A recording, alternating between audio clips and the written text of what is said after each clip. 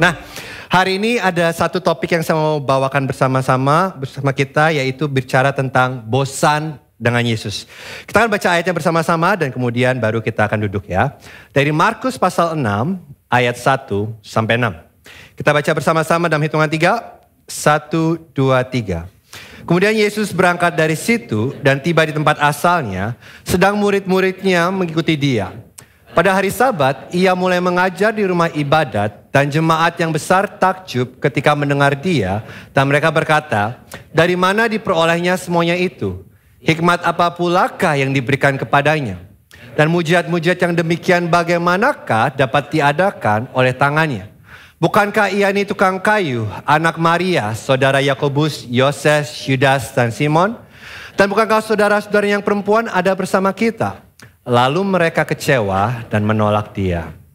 Maka Yesus berkata kepada mereka, seorang nabi dihormati di mana-mana kecuali di tempat asalnya sendiri, di antara kaum keluarganya dan di rumahnya. Ia tidak dapat mengadakan satu mujizat pun di sana, kecuali menyembuhkan beberapa orang sakit dengan meletakkan tangannya atas mereka. Ia merasa heran atas ketidakpercayaan mereka. Lalu Yesus berjalan keliling dari desa ke desa sambil mengajar. Kita berdoa. Bapa yang baik, kami minta biarlah apa yang baru saja kami baca ini bukan hanya menjadi pengetahuan, tapi Roh Kudus biarlah semua firman-Mu itu menjadi kehidupan bagi kami. Buka mata kami untuk melihat keindahan anak-Mu, keindahan Kristus dari ayat-ayat yang akan kami bahas bersama-sama. Dan Roh Kudus, kami minta Kau pakai perkataanku yang terbatas untuk mengungkapkan keindahan yang tak terbatas. Karena kami tahu Tuhan, kami datang ke tempat ini bukan untuk melihat manusia. Tapi kami datang ke tempat ini untuk bertemu dengan Engkau. Melihat keindahan putra-Mu. Karena kami tahu itulah yang mengubah hati kami. Dan bila jemaat-Mu, Tuhan, jemaat Gibeon, mungkin di antara kami ada yang sudah mulai bosan dengan Engkau. Bila pagi hari ini kami dibangunkan kembali dari kebosanan kami. Biarlah hati kami sekali lagi terpesona oleh keindahan-Mu. Dan lakukan di tengah-tengah kami. Pakai perkataanku yang terbatas untuk mengungkapkan pribadi-Mu yang tak terbatas. Dan kami minta doa ini dalam satu nama Tuhan Yesus Kristus. Amin. Saya boleh kembali?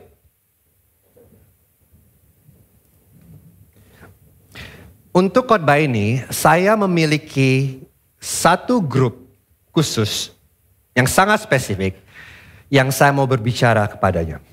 Tentu setiap khotbah itu memiliki arti dan membangun setiap kita ya saudara ya. Tapi teks ini ditujukan kepada satu spesifik grup tertentu. Teks ini ditujukan kepada orang-orang yang sudah lama menjadi orang Kristen. Saya tanya dulu ya, berapa banyak dari saudara yang sudah menjadi orang Kristen lebih dari 10 tahun? Boleh sang lihat tangannya, lebih dari 10 tahun. Banyak sekali ya. Nah, teks ini ditujukan untuk orang-orang seperti Anda dan saya. Nah, kalau Anda tidak tahu, saya ini seorang PK. Ya, apa itu PK? PK adalah singkatan dari Pastor Keren. Bukan saudara ya. PK itu adalah kependekan dari Pastor Kid. Jadi saya ini adalah seorang anak pendeta. Dan saya besar di lingkungan gereja itu dari saya kecil. Dan kalau saudara tahu tentang Pastor Kid, pada umumnya Pastor Kid itu biasanya terkenal sangat amat nakal. Oke. Nah, tetapi cerita saya sedikit berbeda saudara ya.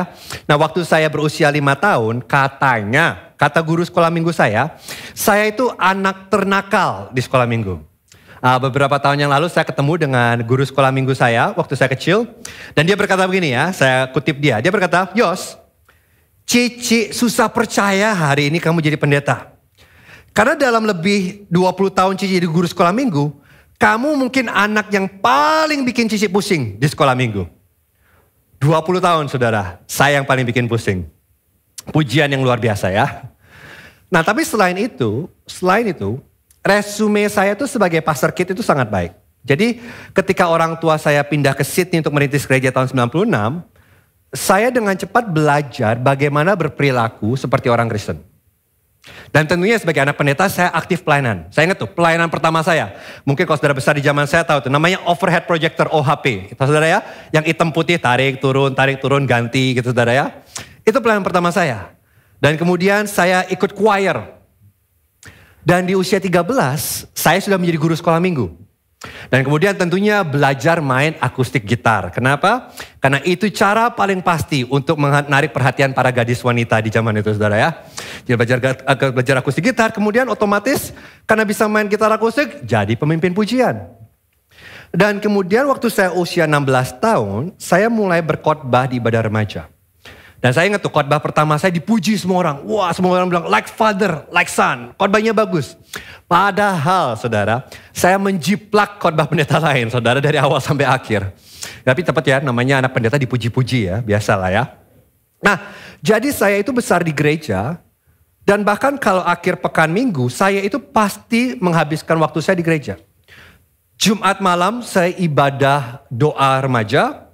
Hari Sabtu saya ibadah doa puasa. Hari Minggu saya dari pagi sampai malam bersama orang tua saya di gereja. Dan kalau gereja buka 24 jam, saya yakin saya juga akan ada di gereja 24 jam. Dan kemudian di usia 18 tahun saya pergi sekolah Alkitab 5 tahun di Dallas, Texas. Dan hari ini saya pendeta sepenuh waktu. Jadi kehidupan saya itu selalu berputar di sekitar Yesus. Dan saya rasa ada banyak dari Anda yang memiliki cerita yang mirip seperti saya. Anda itu sudah berada di sekitar Yesus mungkin sepanjang hidup Anda. Atau tidak mungkin sebagian besar hidup Anda itu sedang ada di gereja. Dan teks ini diberikan kepada orang-orang seperti saudara dan saya. Karena ada peringatan keras dari Markus untuk orang-orang yang sudah lama berada di sekitar Yesus. Ini peringatannya. Hati-hati dengan keakraban. Karena sangat mungkin bagi kita untuk sangat akrab tentang Yesus dan tidak pernah mengenal Yesus. Dari mana saya tahu? Karena ini cerita hidup saya. Saya besar di gereja, saya pelayanan dari kecil.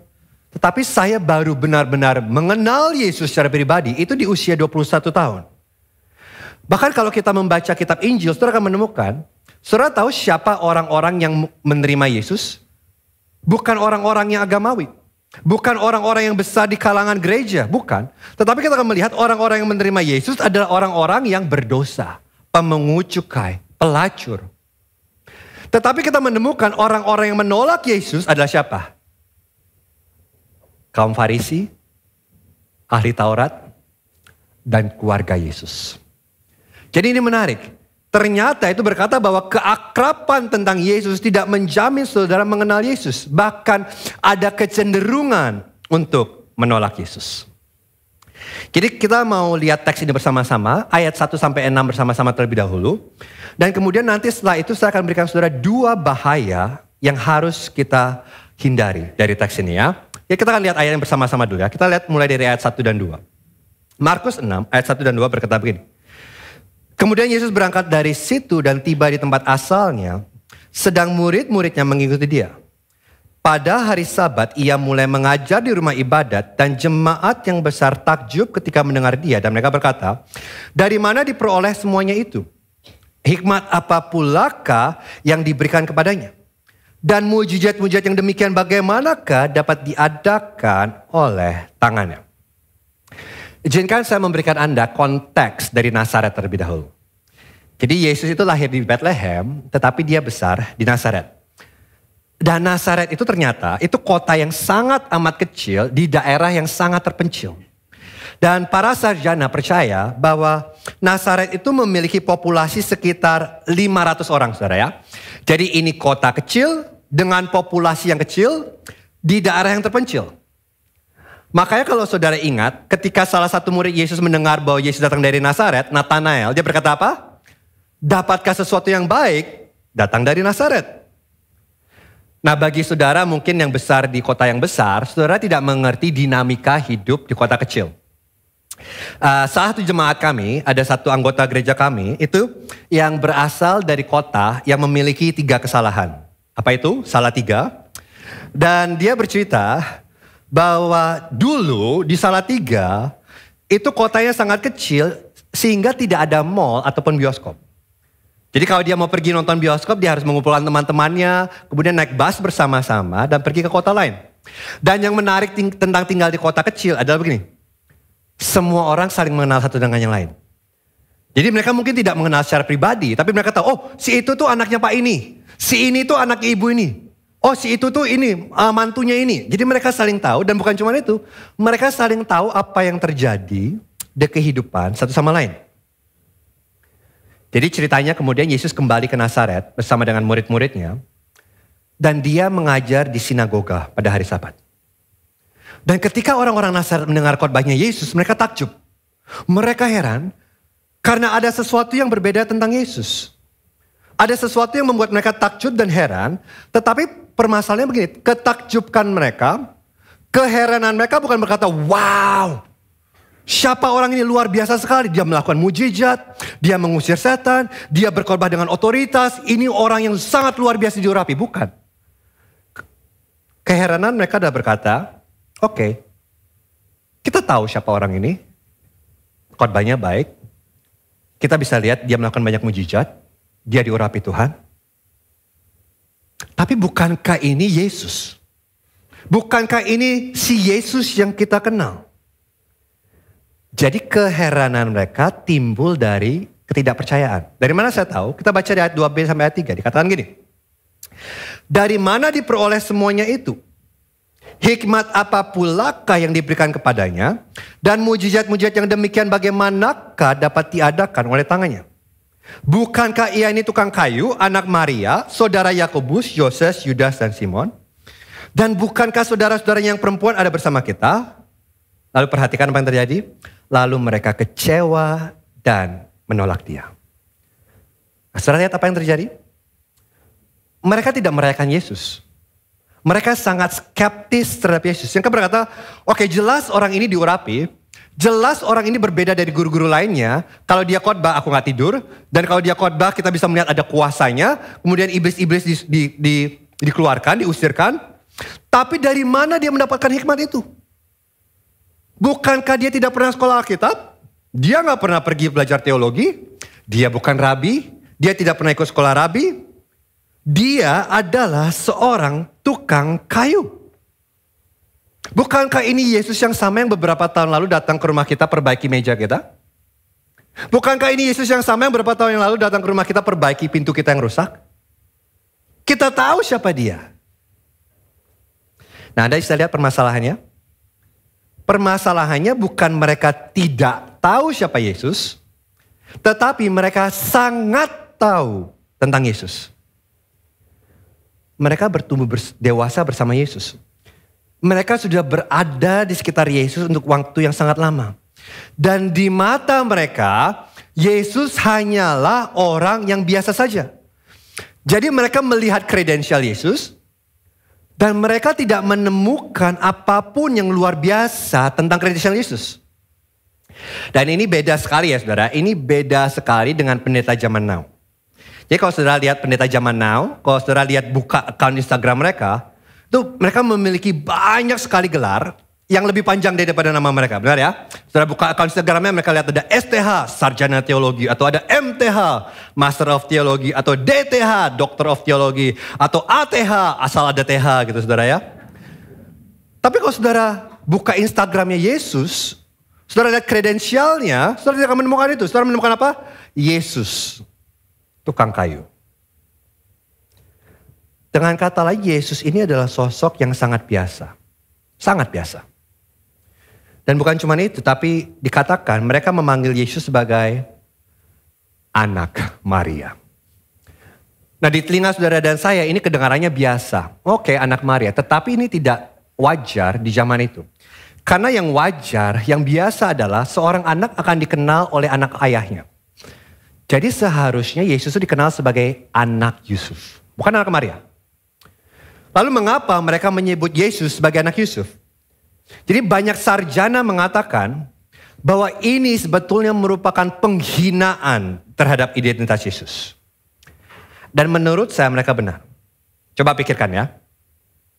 Nazaret itu adalah kota kecil di mana semua orang saling mengenal satu dengan yang lain dan saling berbicara. Jadi kalau begitu, gak ada yang namanya rahasia. Tidak ada.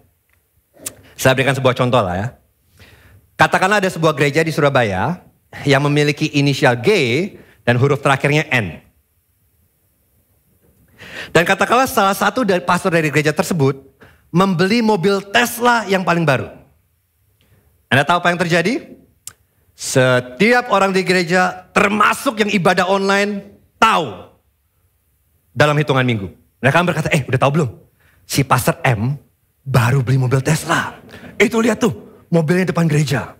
Oke, saudara, ini hanyalah situasi hipotesis ya.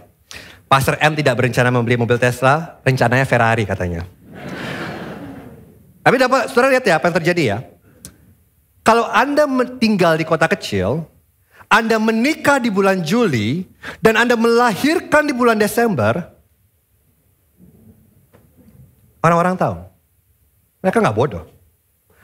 Mereka menghitung bulan, jadi mereka tahu bahwa ada yang tidak beres dengan kelahiran Yesus. Dan tebakan mereka adalah Yesus adalah anak haram. Mereka mempertanyakan identitas ayah Yesus. Dan itulah mengapa mereka memanggil Yesus anak Maria.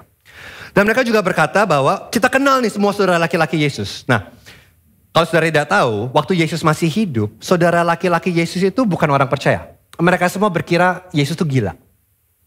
Dan kemudian Yesus juga punya saudara perempuan. Dan pria-pria Nazaret itu menikah dengan saudara-saudara perempuannya Yesus.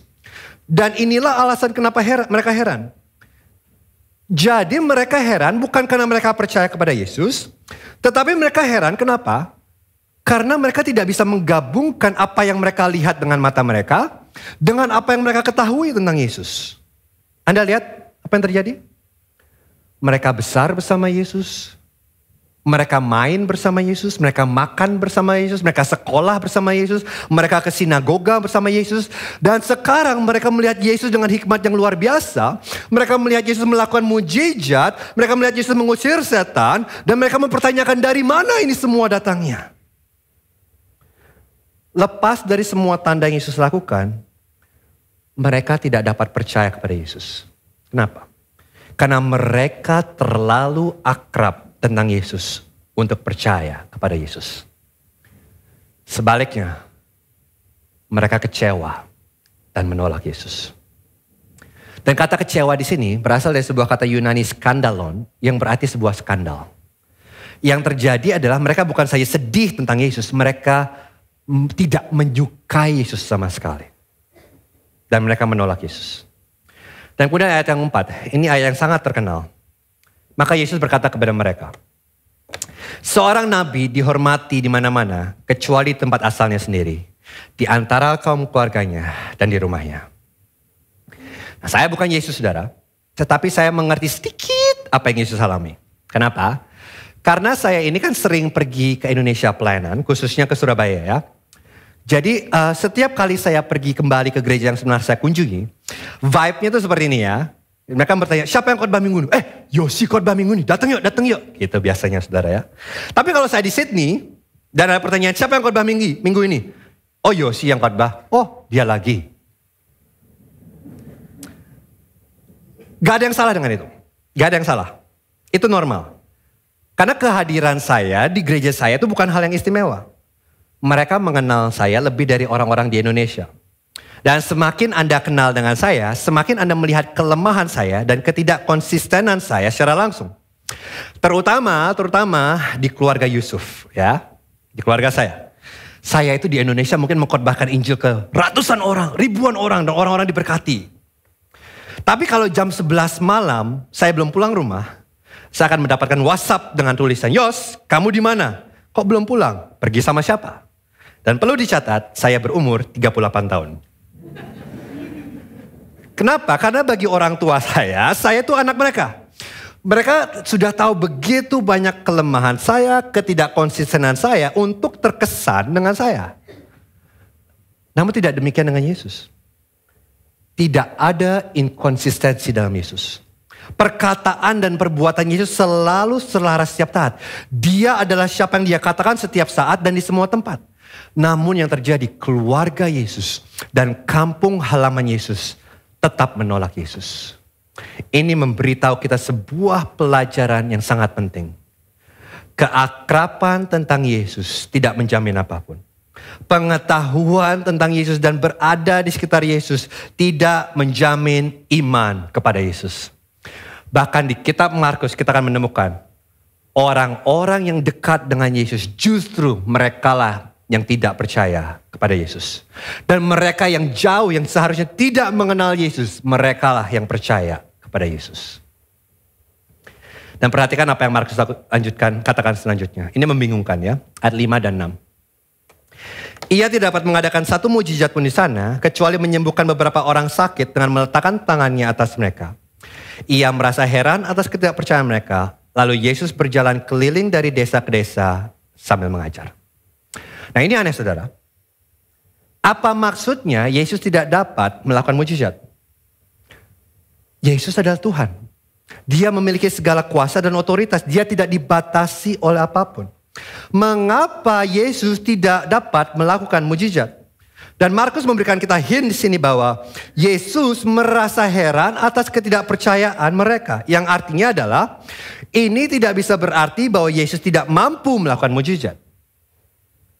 Beberapa orang berkata bahwa semakin banyak iman yang dimiliki seseorang, semakin banyak yang Yesus dapat lakukan. Bahwa kuasa dan otoritas Yesus bekerja bergantung pada iman seseorang. Saya rasa ini ada sedikit unsur kebenarannya. Memang benar ada hubungan langsung antara iman dan perbuatan Kristus. Tetapi saya percaya bukan hanya itu alasannya. Benar, salah satu alasan mungkin mengapa kita tidak mengalami kuasa Tuhan hari ini mungkin adalah ketidakpercayaan kita. Itu benar. Tetapi kalau kita berkata bahwa Yesus dibatasi oleh iman kita, itu salah. Karena Yesus sanggup melakukan mujizat tanpa iman orang-orang di sekitarnya. Yang terjadi di sini bukanlah Yesus tidak mampu, tapi Yesus tidak mau. Kenapa? Karena mujizat bukanlah inti pelayanan Yesus. Nah saudara harusnya tahu ini, karena gembala saudara menulis buku apa? Beyond the Miracles. Sebab tiap kali Yesus melakukan mujizat, inti mujizat bukanlah untuk memamerkan kuasa Yesus. Setiap kali Yesus melakukan mujizat, intinya adalah untuk membawa pesan Injil. Untuk membawa kepada pertobatan. Sehingga prioritas utama Yesus selalu memberitakan Injil dan memanggil orang untuk bertobat. Dan fungsi mujizat adalah untuk mengesahkan pesan Injil.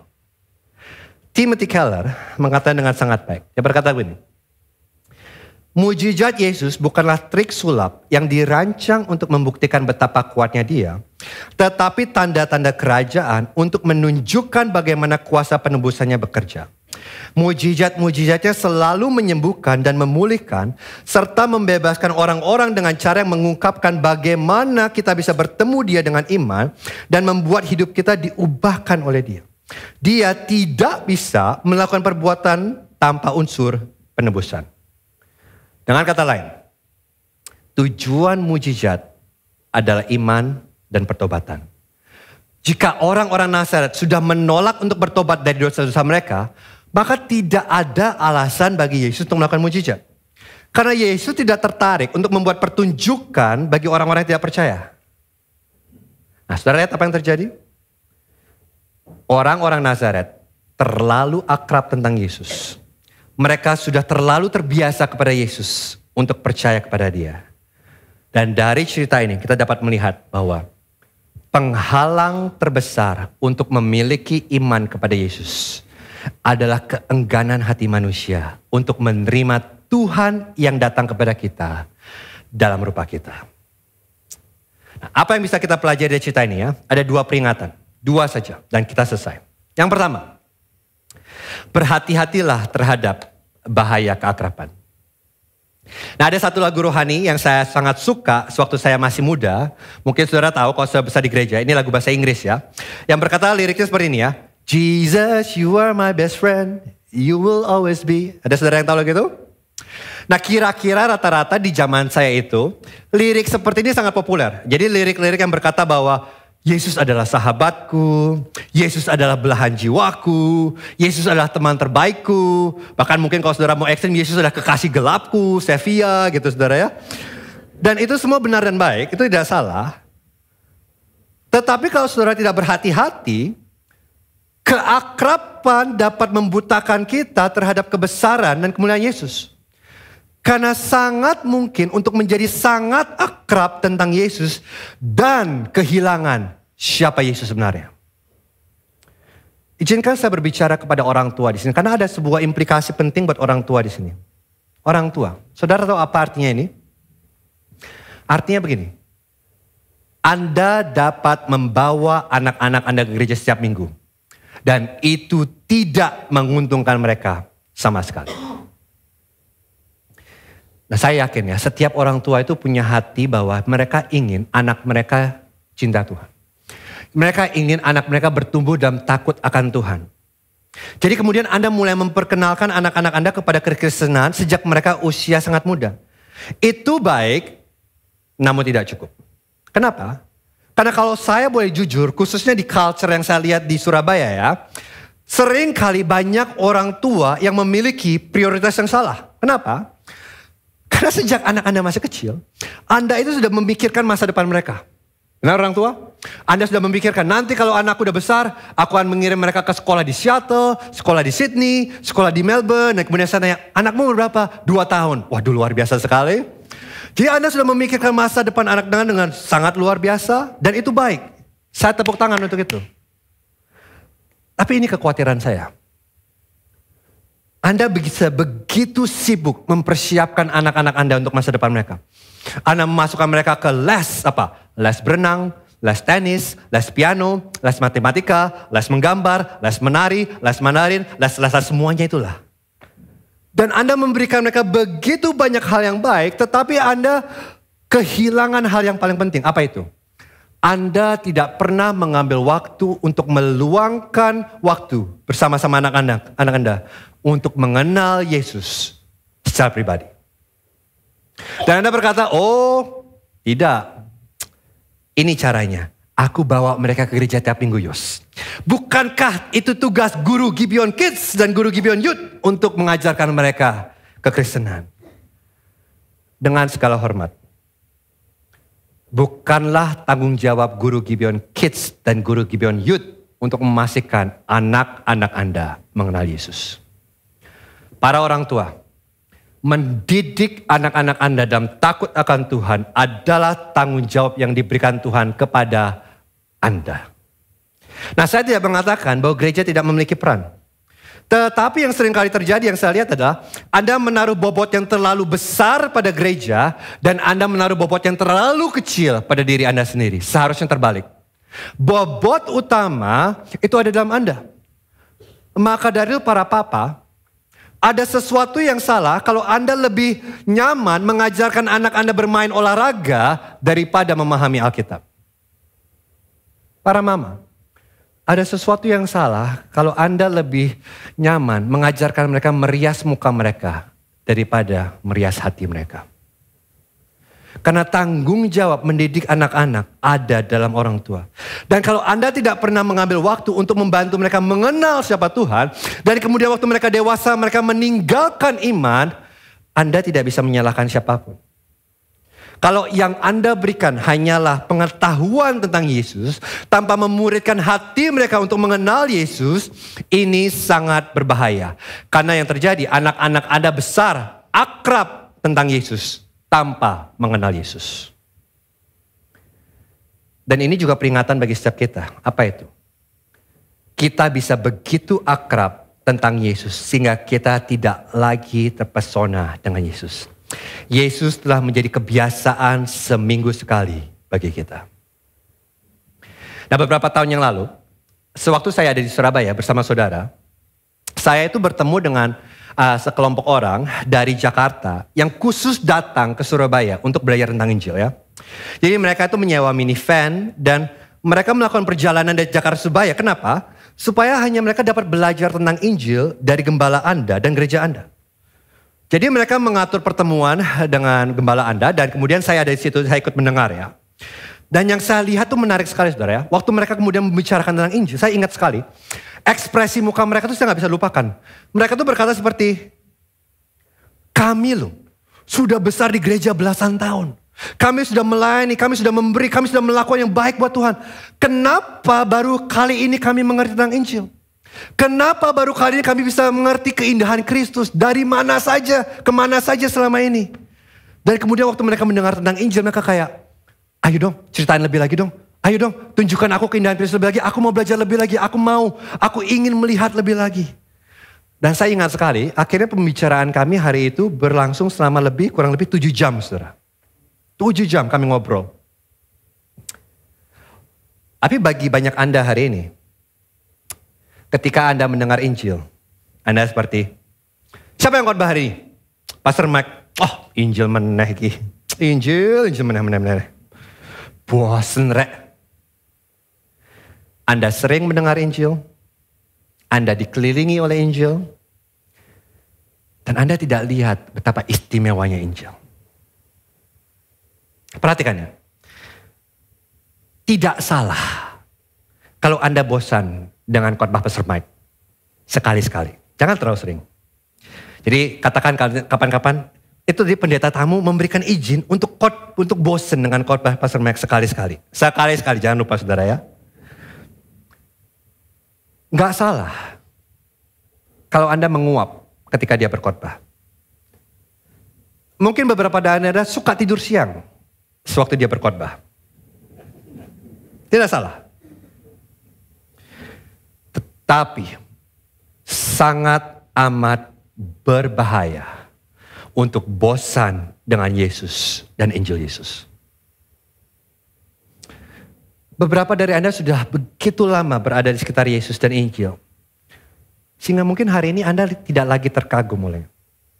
Dan mari saya jujur, ini tempat yang sangat amat berbahaya. Dan mungkin bagi beberapa dari Anda, disinilah di mana Anda berada sekarang. Anda masih dekat dengan gereja karena Anda di situ. Anda ada di sini. Anda mendengarkan firman Tuhan. Anda masih menyebut diri Anda orang Kristen.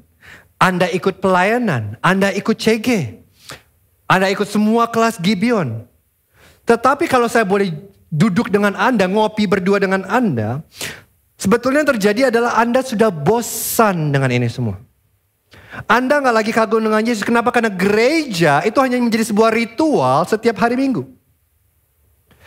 Kalau saya boleh mengatakan dengan cara lain, bahaya terbesar bagi banyak umat Kristus adalah Yesus hanyalah hobi hari Minggu. Dia adalah sesuatu yang kita lakukan, bukan seseorang yang kita kasihi. Saya lihat perbedaannya. Jadi yang terjadi adalah begini. Biasa ritmenya hari Minggu. Ngapain hari Minggu? Harus ke gereja. Jadi saudara bangun pagi, saudara mandi, saudara pakai pakaian yang bagus. Kemudian saudara nyetir ke gereja. Mungkin ribut sebentar sama suami atau istri di mobil. Tapi gak masalah, begitu sampai gereja, mukanya muka gereja. Senyum. Shalom, shalom. God is good all the time. God is good. Saudara tahu persis semua ritme gereja. Saudara tahu bahkan mungkin ya tempat favorit duduk saudara. Ya saudara tahu. Setiap minggu saudara duduk sama. Dan kalau ada yang dudukin tempat saudara, saudara komplain sama Asyad. Itu tempat duduk saya, tolong yang itu dong diusir ya. Dan saudara tahu, jadi saudara sudah tahu ritme gereja, saudara sudah mengerti, ini sekarang ada praise and worship, kemudian saudara menyanyi betapa saudara mencintai Tuhan, betapa Tuhan mencintai saudara, kemudian saudara sudah mengerti ritmenya, oh ini chorus, waktunya angkat tangan, oke. Ini bridge, waktunya pukul dada, oke. Saudara mengerti semua ritme gereja. Kemudian apa? Katekisme reformasi, kemudian pengampunan dosa, oke ini waktunya aku menangis, siap. Saudara sudah tahu. Kemudian Pastor Mike khotbah, teriak-teriak, bertobatlah dari dosa saudara. Ada kabar baik Injil. Waduh, saudara masih bertobat. Aku masih bertobat. Terima kasih Tuhan. Gimana cara menunjukkan pertobatan? Transfer ke BCA-nya Gibeon Church. Bukti saya sudah bertobat. Pulang. Saudara ngerti ritme gereja. Saudara lakukan itu setiap minggu. Tapi hati saudara bosan. Anda cukup tahu tentang Yesus untuk menyebut diri Anda jemaat. Tapi sejujurnya, hati Anda hampa. Dan mari saya beritahu, jemaat Gibeon, ini tempat yang sangat amat berbahaya. Pertanyaan saya buat saudara pagi hari ini adalah, apakah Yesus dan Injil Yesus masih berharga bagi Anda? Apakah Injil itu masih menjadi sesuatu yang mempesona yang Anda terus beritakan kepada diri Anda sendiri setiap hari? Ataukah apa mungkin Anda sudah terjebak dalam bahaya keakraban? Berhati-hatilah terhadap bahaya keakraban. Ini pelajaran pertama. Dan pelajaran yang kedua, yang lebih berbahaya lagi adalah berhati-hatilah terhadap bahaya kesederhanaan. Saudara tahu kenapa orang-orang di Nazaret menolak Yesus? Itu bukan karena Yesus terlalu magnifis, terlalu berbeda, bukan. Karena Yesus terlalu sederhana bagi mereka. Yesus berasal dari keluarga yang sederhana, di kota yang sederhana. Dalam pemahaman mereka, Mesias itu seharusnya datang dari keluarga yang besar, di tempat yang besar, dari Yerusalem. Jadi sewaktu Yesus datang, mereka tidak bisa memahami kesederhanaan Yesus dan mereka tersinggung. Kesederhanaan Yesus menyinggung pemahaman manusia tentang bagaimana seharusnya keselamatan bekerja. Karena setiap agama lain berkata keselamatan harus mengesankan. Keselamatan membutuhkan usaha yang keras dari manusia untuk mencapai tahap yang lebih tinggi. Tetapi kekristenan berkata bahwa keselamatan datang dengan cara yang sangat sederhana. Keselamatan membutuhkan Anda datang kepada Tuhan sebagai orang yang tidak mampu. Dan Tuhan datang kepada kita sebagai manusia dan menjalani kehidupan yang sederhana. Tuhan menjadi salah satu dari kita. Dan ini sangat menyinggung perasaan manusia. Saya berikan sebuah contoh. Saudara tahu cerita Naaman di Perjanjian Lama? Jadi Naaman itu seorang jenderal yang sangat berhasil, jenderal Syria, tapi dia memiliki penyakit kusta. Dan dia mendengar bahwa ada yang bisa menyembuhkan dia di Israel. Jadi suatu hari dia datang ke Raja Israel, dia bawa semua kekayaannya. Dan dia mencoba membeli kesembuhannya dari Raja Israel. Dan Raja Israel bilang, aku gak bisa lakukan ini. Dan kemudian Naaman mendengar ada Nabi Elisa. Jadi dia datang kepada Elisa, sama. Dia bawa kekayaannya, dia berpikir, dengan kekayaannya, dia bisa membeli kesembuhannya. Saudara ingat apa yang Elisa katakan? Aku gak mau kekayaan. Aku gak butuh kekayaan. Kalau kamu mau sembuh dari kustamu, ini yang harus kamu lakukan. Nyemplung ke sungai Yordan, celupkan dirimu berapa kali? 7 kali. Nah, saudara tahu apa respon Naaman? Dia marah. Sangat amat marah. Dia tersinggung dengan apa yang dikatakan Elisa. Naaman marah bukan karena apa yang Elisa katakan itu tidak mungkin dilakukan. Tidak. Naaman marah kenapa? Karena hal itu terlalu mudah untuk dilakukan. Naaman marah karena apa yang Elisa katakan tidak sesuai dengan pengertian dia. Kayak dia mengharapkan, mungkin Elisa berkata, Naaman pergilah dan bunuhlah seekor naga dan selamatkan sang putri. Kemudian kamu akan mendapatkan kesembuhan. Atau Naaman, naiklah ke gunung Himalaya, carilah sebuah tanaman yang ada di gunung Himalaya dan kemudian kamu akan mendapatkan kesembuhan. Tetapi untuk mencelupkan diri di sungai Yordan 7 kali, come on. Anak kecil pun, seorang idiot pun bisa melakukan itu. Itu terlalu sederhana, itu terlalu biasa, terlalu mudah. Anda lihat permasalahannya? Sebelum Naaman mengetahui bahwa Tuhan dalam Alkitab adalah Tuhan kasih karunia yang tidak dapat dibeli, tidak dapat diperoleh dengan usaha manusia, dia tidak akan menerima kesembuhannya. Selama Naaman masih mempertahankan kesuksesan, kepentingan duniawinya, dia tidak akan mengalami kasih karunia Tuhan. Jadi mencelupkan diri 7 kali, itu adalah perintah yang sangat amat sulit. Karena itu adalah perintah yang sangat amat mudah. Untuk melakukannya, Naaman harus mengakui bahwa dia tidak berdaya, dia lemah, dan dia hanya bisa menerima kesembuhannya melalui iman. Naaman harus mengesampingkan pengetahuan, pola pikir, pencapaiannya, dan hanya memandang kepada Tuhan. Jadi dia tidak bisa datang kepada Tuhan dan berkata, Tuhan, lihat pencapaianku. Lihat kekuatanku, lihat prestasiku. Tidak. Karena semua orang harus datang kepada Tuhan dengan cara yang sama. Kerendahan hati dan iman. Tuhan gak peduli jika Naaman memiliki pencapaian yang besar. Yang Tuhan inginkan adalah kerendahan hati Naaman. Dan ini saudara, sangat amat sulit. Karena salah satu hal yang tersulit untuk dilakukan adalah mengakui bahwa tidak ada yang dapat kita lakukan dengan usaha kita. Dan yang dapat kita lakukan hanyalah menerima secara gratis. Kenapa ini sukar? Karena ini membuat kita merasa lemah. Ini membuat kita merasa seperti seorang pengemis.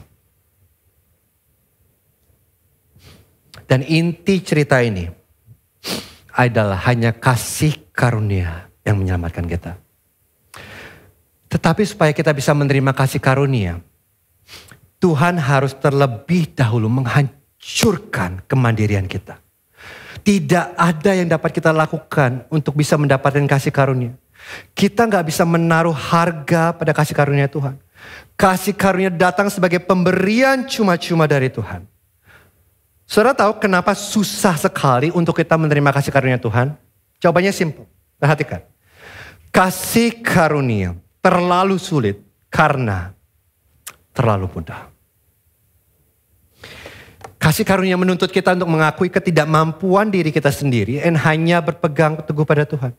Itu menuntut kita untuk berkata bahwa aku ini tidak lebih baik dari orang berdosa lainnya. Aku ini tidak lebih baik dari seorang pembunuh maupun pelacur. Tidak ada yang bisa aku andalkan di hadapan Tuhan. Kita datang kepada Tuhan dengan cara yang sama. Yang bisa kita lakukan hanyalah menerima. Dan yang harus kita lakukan hanyalah menerima. Kita adalah seorang pengemis. Itu saja. Sangat biasa. Sangat sederhana. Injil adalah kabar baik. Tetapi kabar baik ini menyinggung harga diri manusia. Karena caranya sangat sederhana. Satu-satunya yang dapat kita bawa kepada Tuhan adalah dosa kita. Dan satu-satunya yang dapat kita lakukan adalah menerima keselamatan sebagai pemberian dari Tuhan. Sangat biasa, sangat sederhana. Berhati-hatilah terhadap bahaya kesederhanaan. Namun ada sisi lain dari kasih karunia. Dan saya selesai. Kasih karunia terlalu sulit karena terlalu mudah. Tetapi kasih karunia terlalu mudah karena terlalu sulit. Perhatian baik-baik ini. Kasih karunia mudah bukan karena kasih karunia murah. Tapi karena terlalu mahal. Karena standar Tuhan itu sangat amat tinggi. Tuhan menuntut kesempurnaan dari kita atau tidak sama sekali. Dan kabar buruknya ada tidak mungkin. Tidak ada satupun dari kita yang bisa memenuhi standar Tuhan. Karena itu kasih karunia mudah bagi kita. Karena ada seorang lain yang membayar harga yang begitu sulit. Injil adalah sebuah kabar baik. Karena Injil adalah sebuah kabar buruk bagi seorang lain. Tahukah Anda kenapa kita bisa menerima kasih karunia secara cuma-cuma hari ini? Karena ada seseorang yang dipanggil anak Maria. Sewaktu mereka memanggil Yesus anak Maria, saudara tahu apa maksudnya? Mereka berkata, Yesus, apakah menurutmu kamu hebat? Apakah menurutmu kamu seseorang karena kamu punya otoritas mengusir setan? Apakah menurutmu kamu spesial karena kamu bisa menyembuhkan orang sakit? Mari kami ingatkan siapa kamu. Kami tahu siapa kamu. Kami tahu mamamu siapa. Kami besar dengan kamu. Kami juga tahu identitasmu. Kamu adalah pria yang tidak memiliki identitas. Kamu adalah pria tanpa ayah. Kamu tahu siapa mamamu. Kami tidak tahu siapa papamu. Kamu bukan siapa-siapa. Kamu hanyalah seorang, bajingan. Itulah yang mereka katakan kepada Yesus. Nah, saudara mungkin berpikir ini gak adil buat Yesus untuk diperlakukan seperti itu. Tapi mari saya beritahu. Untuk itulah Yesus datang ke bumi. Bayangkan Yesus. Dia adalah anak Allah yang maha tinggi. Namun di kayu salib untuk pertama kali dalam hidupnya. Dia tidak memanggil Allah Bapa. Tapi dia apa? Dia katakan, dia berkata, Allahku, Allahku. Mengapa engkau meninggalkan aku? Kenapa? Karena di kayu salib untuk pertama kalinya dia kehilangan kehadiran Allah Bapa. Mengapa? Bukan karena Yesus tidak memiliki ayah. Tapi karena dia mengambil penolakan yang seharusnya saudara dan saya terima. Karena secara lahiriah saudara dan saya adalah musuh-musuh Allah. Kita adalah anak-anak setan dan sama seperti orang-orang Nazaret. Saudara dan saya tidak bisa percaya kepada dia. Kita sudah terlalu akrab. Kita nggak bisa menerima dia. Mata kita buta terhadap kemuliaan dia karena dosa-dosa kita. Tetapi apa yang terjadi di kayu salib? Yesus ditolak. Anak Allah yang maha tinggi, dia ditolak oleh keluarganya. Dia ditolak oleh bangsanya. Dia ditolak oleh pemerintahan Romawi. Dan pada akhirnya di kayu salib, dia pun ditolak oleh Allah Bapa. Dia mengalami penolakan terbesar dan dengan sukarela dia ambil itu semua. Mengapa? Karena melalui penolakan terbesar itu, ketika saudara dan saya menaruh iman kita kepada Kristus, hari ini saudara dan saya menerima penerimaan terbesar dari Tuhan. Penolakan Yesus adalah penerimaan kita. Sehingga sekarang saudara dan saya menerima ini semua secara cuma-cuma. Karena Yesus telah ditolak di kayu salib. Dan sekarang kita bisa berkata, aku adalah anak-anak Allah. Aku memiliki Allah pencipta alam semesta sebagai Bapakku. Dan sekarang tidak ada yang bisa memisahkan aku dari kasih-Nya. Dan tidak ada yang bisa mengeluarkan aku dari kartu keluarga Allah. Kenapa? Karena sewaktu kita menaruh iman kita kepada Kristus, nama kita berubah. Mungkin nama kita dulu anak Maria, anak bajingan, anak kasar, anak yang tidak memiliki Allah. Tetapi sewaktu kita menaruh iman kita kepada Kristus, nama kita berubah menjadi anak Allah yang maha tinggi. Itulah siapa saudara dan saya. Pertanyaan saya, apakah kita melihat ini? Apakah kita melihat harga penolakan Yesus yang terbesar, yang seharusnya saudara dan saya pantas terima untuk membawa kita masuk ke dalam kartu keluarga Allah? Apakah kebenaran ini melelehkan hati kita? Apakah Injil membuat hati kita terpesona? Atau apakah kita sudah jatuh ke perangkap keakraban dan kesederhanaan? Kapan terakhir kali Anda terpesona dan kagum oleh Kristus dan Injil Kristus? Dan Gibeon Church, saya berdoa, biarlah kita tidak pernah bosan dengan Yesus dan Injil Yesus.